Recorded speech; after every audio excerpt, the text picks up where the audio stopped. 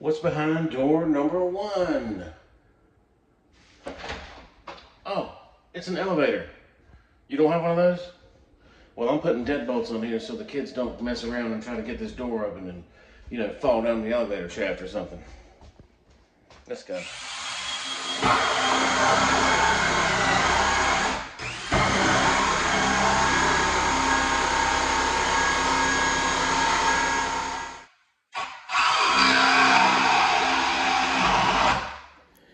And let me tell you something. This is one of the very few times I'm using a drive-in latch. See this? You can convert these. This is the bolt that comes out the edge of the door. You can convert them by snapping this little cap on the end and popping the other thing off. You know, instead of having the 2 screws. Because look how thin the door is. It's you know, I got to do a 1-inch hole here, so I was kind of nervous about chiseling that close to. Anyway, so I decided to try a drive-in latch. You know, it's got a good look to it. Plus, yeah, you know, that ain't terrible. A drive-in latch, not too bad. I've never used this on any other situation. Definitely not on a steel door. I see it all the time on steel doors. That is not what you want to do.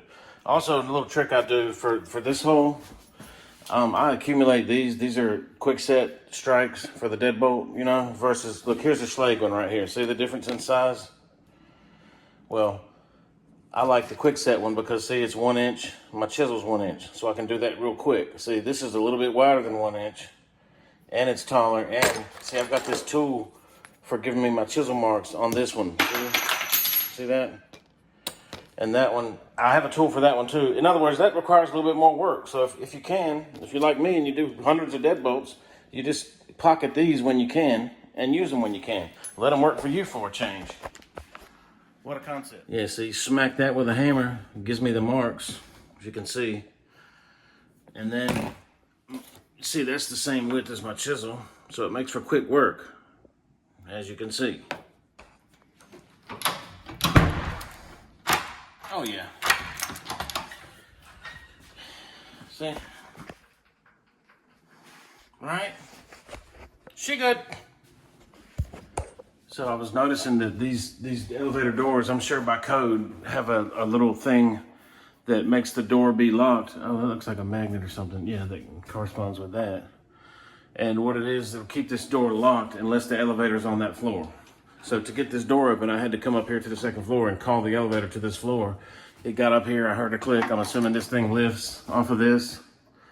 And boom, you can open the door. But I was also noticing all the doors have a hole drilled right there. How much you want to bet that hole lines up with like some kind of poker tool or some way to bypass that thing? You know how it is. There's some way around it. And I see that senses if the door's shut. Something like that. Okay. I was looking all over for the elevator. It looks like it's up here, facing this way. The other elevators are, one's facing that way and the other one's facing that way. So, let's see, let me call it. Oh, hell. I don't think that's working. Oh, boy. Came back down.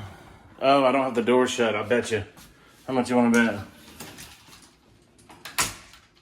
How much you want to bet? Yep, I heard the noise.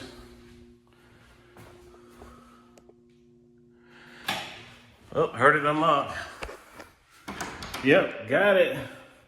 But in the meantime, look at this door, y'all. Check it out. Got the last one done. Looking good. Okay, the last thing is this little door down here. It's like it's a little cool little bar here. And it's got a nice detent. You can see the little detent ball here on top of the... you know you can't, can you? You can't because it's freaking dark. But anyway, it's all this is. This little cabinet lock. And here's the old one. I could not make a key. Long story. I'm just going to replace it and hope it works. Here's a new one right here. You can see. All right, check it out. Lock, unlock. Works great. This is horrible lighting, you can see.